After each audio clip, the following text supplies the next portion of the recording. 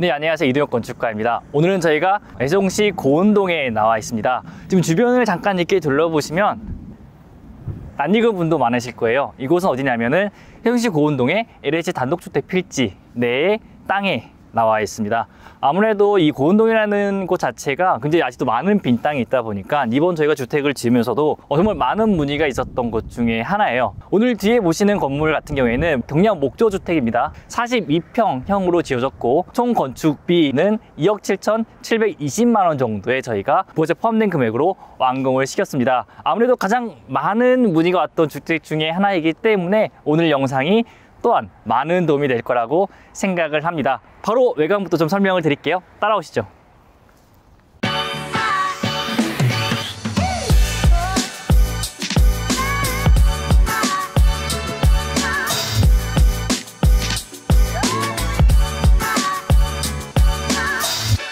안녕하세요, 홈트리오 임성재입니다. 오늘은 세종시 고운동에 있는 완공된 주택을 같이 한번 살펴보실 텐데요, 집의 정면이라고 보이진 않아요.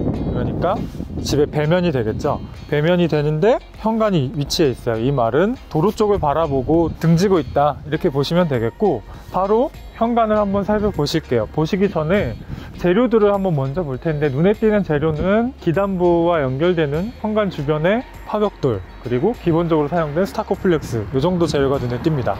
자, 이제 건물 정면 쪽으로 한번 가볼 텐데요, 제 디딤석을 밟고 건물 정면으로 왔어요. 와서 보니까 아까 배면에서 봤을 때 재료와 동일하게 스타코플렉스가 있고, 그리고 거실 주방 쪽으로 현관에 사용됐던 파벽돌이 동일하게 사용이 되었고, 그리고 2층 상단부에도 동일하게 파벽돌이 사용됐습니다. 그래서 기본적으로 재료는 크게 두 가지가 사용된 걸로 보이고, 데크만 석재로 시공이 돼서 재료는 크게는 2개, 석재까지 3개 정도가 사용이 됐다, 이렇게 보시면 될 것 같습니다. 뒷면을 보시면 2층에 좌우로 방이 있어요. 그리고 가운데는 가족실이 있는데 살짝 들어가 있죠. 보통 경우라면 좌우로 메스를 잡고 디자인을 했을 텐데, 지금은 박공 형태로 하나로 이어놓고 가운데 부분만 뚫어서 전체적으로는 한 묶음으로 디자인을 한 게 이 집의 외관의 포인트라고 볼 수 있겠습니다. 그리고 1층은 거실 주방을 이렇게 한 세트로 묶어서 디자인을 했다. 그래서 전체적으로는 간결한 재료 구성과 한 묶음의 어떤 디자인이 이 집의 전체적인 한 줄 평이라고 보시면 될 것 같습니다. 조금 더 가까이서 살펴보도록 할게요. 여기서 보시면 데크가 상당히 이제 길어 보이죠. 물론 깊이는 그렇게 있지 않지만 이렇게 봤을 때 데크가 한 3평에서 4평 정도 돼 보이는데, 3평, 4평만 돼도 거실 주방을 1m 정도의 폭으로 시공이 가능하다. 그래서 보통의 경우라면 한 4평, 5평 정도면 충분하다, 그렇게 생각을 하시면 될 것 같고, 기본적으로 설명드렸던 아까 스타코플렉스, 그리고 기단부와 현관에 사용됐던 파벽돌, 그리고 특이한 점이 있다면 이 집은 EPS 몰딩이 창, 그리고 문 주변으로 다 돌아가 있어요. 이게 디자인에 어울리기도 하고 안 어울리기도 한 일종의 옵션 사항이긴 한데, 실제로 이걸 시공했을 때 바로 비가 들이치지 않고 눈이 들이치지 않아서 사용상에는 훨씬 편리합니다. 그래서 집에 어울린다면 시공을 하시는 게 조금은 생활에 도움이 되시지 않을까 하는 추천을 드리고 싶고, 그리고 단독주택 생활을 하시다 보면 안전에 대해서 걱정을 많이 하시는데요, 그와 더불어서 같이 이제 나온 것들이 있어요. 방충망 대신에 안전 방충망이라고 해서 외부 침입에도 안전한 방충망이 시공이 됐다, 이렇게 보시면 되겠고, 그리고 또 하나 포인트가 있다면, 지금 보시면 검은색으로 창이 되어 있는데 이게 알루미늄 창인지 PVC 창인지 구분이 되진 않아요. 근데 가까이서 보면 PVC 창에 랩핑을 했구나 라고 아실 수가 있고, 알루미늄 창처럼 겉에서 봤을 때 조금은 미적으로 보기 좋아 보이는 효과를 주죠. 내부 외부 색깔을 달리할 수 있어서 인테리어를 하거나 집 외부 구성을 할 때 도움이 되는 효과를 주고 있습니다. 그리고 거실 쪽에 이어서 주방 쪽인데요, 주방 쪽도 마찬가지로 파벽과 어떤 EPS 몰딩들이 들어가 있고, 그 다음에 거실에서 바로 이어지는, 이건 ADS 도어가 설치가 되어 있고, 거실과 주방 사이에 가로로 긴 형태의 픽스 창이 있어서 외부에서 봤을 때도 연결을 해주는 느낌이 들고, 내부에서 봤을 때도 밖이 훤히 잘 보이도록 이렇게 긴 창이 설치가 되어 있습니다. 주방 앞에 바로 나왔을 때 눈이나 비를 바로 맞으면 불편하겠죠. 현관과 마찬가지로 여기도 일정 부분 포치가 형성이 되어 있어서 이 문을 열고 나와도 이 정도는 비나 눈이 가릴 수 있을 정도의 편리함을 주고 있습니다. 현관 앞인데요. 현관 앞을 보니까 공간이 꽤 넓어요. 2,400 정도 되는 정도의 폭을 가지고 있고, 이렇게 깊이로 봤을 때는 2평이 넘어 보입니다. 2평이 넘으니까 실제로 현관에서 이렇게 나와도 공간적으로 여유가 있어서 이 정도 현관 앞에 포치를 하면 이렇게 여유 있는 정도의 느낌이구나. 보통 설계하고 시공할 때 한 평에서 1평 반 정도를 많이들 반영을 하는데 2평 정도 하면 훨씬 더 넉넉한 느낌이구나. 설계 시공 앞두고 계신 분들이라면 이 정도 느낌을 참고해 주셨으면 좋겠다, 이런 생각이 듭니다. 외부는 여기까지 살펴보고 내부를 한번 같이 살펴보도록 하겠습니다. 네, 오늘은 제가 이제 1층 공간을 좀 설명드리려고 합니다. 지금 제가 서 있는 곳이 현관이에요. 살짝만 이렇게 공간감이 느껴질지 모르겠는데, 이렇게 돌면은 보통 일반적인 주택보다요 살짝 넓어요. 이게 어느 정도 넓냐면은 한 0.5평 정도? 그러니까 만약에 여기서 2평 정도의 공간으로 현관을 구성했다 하면은 한 2.5평 정도로 구성을 하시게 되면은 현관을 진입했을 때 이런 똑같은 것들을 좀 할 수 있어요. 원래는 여기서 바로 올라가잖아요.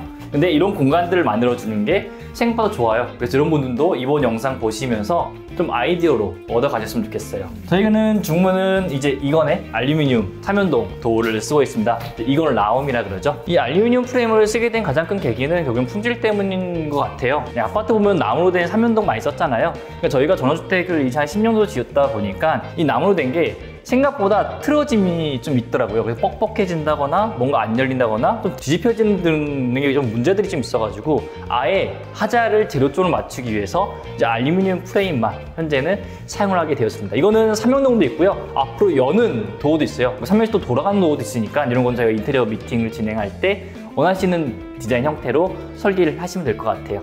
일단 이쪽 현관을 들어오시게 되면은 일단 방이 하나 존재합니다. 첫 번째 방이에요. 층고를 보통 저희가 1층은 2.7, 2층은 2.4로 저희가 맞춥니다. 그 이유가 일반적으로 정비 이제 경량 목조 주택이라고 하면은 2.4m가 기본이에요. 이제 2.4m가 낮다라고 생각하시는 분도 계실 텐데 아무리 전원주택이고 단독주택이다 보니까 이제 개방감이 중요하잖아요. 그래서 개방감 차원 측에서 이제 1층만 제가 2.7로 맞추고요. 2층은 2.4 그대로 해서 단열 값을 맞추는 그런 형태로 층고를 계산하고 있습니다. 만약 이 층고를 더 높이고 싶다 가능합니다. 3m까지 들어 올릴 수 있는데 공사비가 상승되고 굳이 돈을 들여서 할 만한 이유가 없기 때문에 2.7로도 충분하다 이렇게 생각해 주시면 좋을 것 같아요. 방의 하나의 사이즈는 보통 저희가 최소 4평 정도를 잡습니다. 작은 방 같은 경우에는 3.5평 정도를 잡는데요. 만일 주생활 공간이다 하시면은 이제 한 3.5평 이상, 한 4평 정도는 되셔야지만이 침대 놓고 뭐 책상 같은 거 하나 놓고 약간의 복도 정도의 여유 그리고 이런 붙박이장을 할 수 있다 이렇게 생각해 주시면 좋을 것 같아요. 바로 이제 현관에 이어서 나오시게 되면은 이제 원스페이스라고 그러죠. 하나의 넓은 공간으로 저희가 구성해 놨습니다. 제가 서 있는 곳 같은 경우에는 거실 그리고 좀 더 들어와서 주방, 여기는 이제 식탁이 놓을 식당 공간이라고 보시면 좋을 것 같아요. 이 1층 면적이 한 26평에서 27평 사이가 됩니다. 그러니까 이렇게 어설프게 공간을 구획하는 것이 아니라 확실하게 이렇게 뚫어주는 게 굉장히 중요합니다. 그래야지만이 시각적인 가시성이라 그러죠. 가시성 자체도 막힘이 없고, 그리고 중간중간에 이제 공간을 나누는 거는 벽으로 나누는 것이 아니라 이런 가벽 디자인 같은 것들로 구분을 해서 실제로는 이렇게 다 튀어져 있는 공간으로서 활용하시는 게 훨씬 좋습니다. 이쪽을 좀 와볼게요.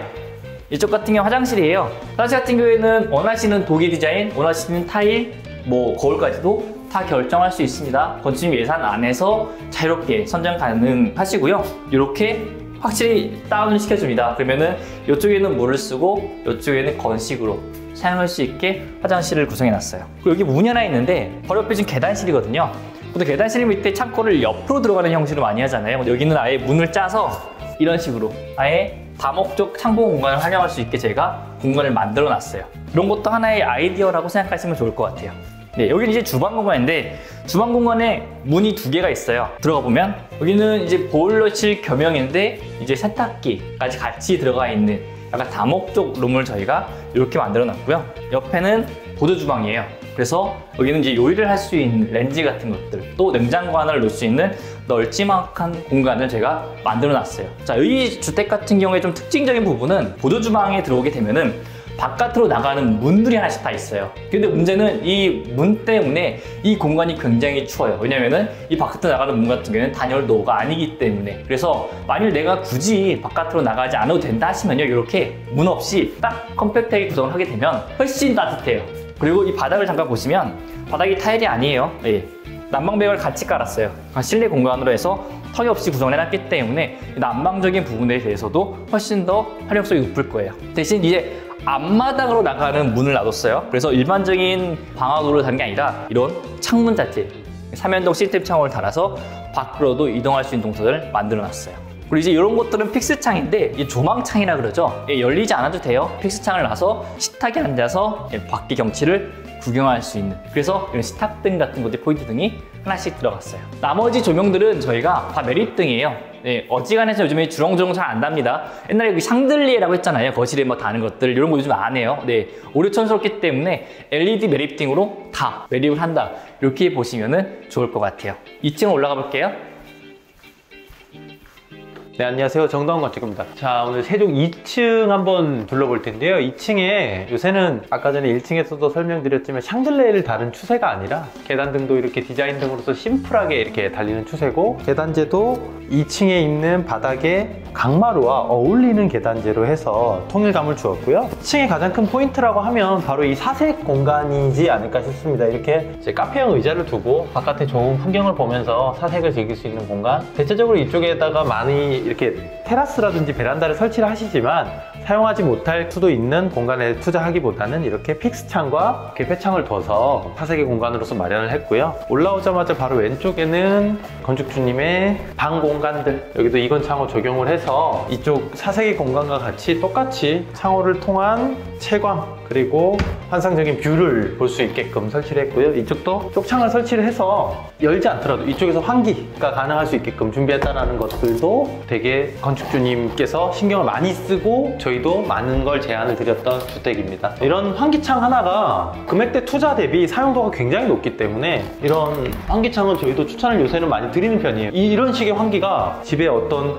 공기의 순환도 해주면서 또 온기나 냉기는 많이 뺏기지 않는 것들이 또 이 환기창의 장점이라고 보시면 참 좋을 것 같습니다.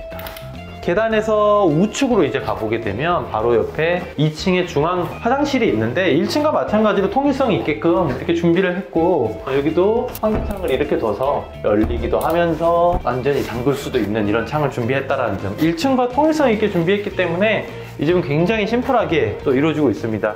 자, 이쪽으로 가게 되면 이제 방과 또 드레스룸이 만나게 되는데, 자, 이쪽 공간이 어떻게 보면은 복도의 맨 끝으로서 죽어버릴 수 있는 공간일 수도 있지만 이렇게 진열장을 둬서 건축주님의 어떤 소품들을 놔둘 수 있는 공간들도 될 수 있다는 점도 이 집의 특징이고요. 저 요새 이 영림에 이 나온 도어의 택감이나 이 디자인이 요새 되게 마음에 들더라고요. 이 손잡이도 그렇고요. 또 진짜 디테일 있게 이 경첩이 되게 예쁜 것 같아요. 경첩 한번 봐주시겠어요?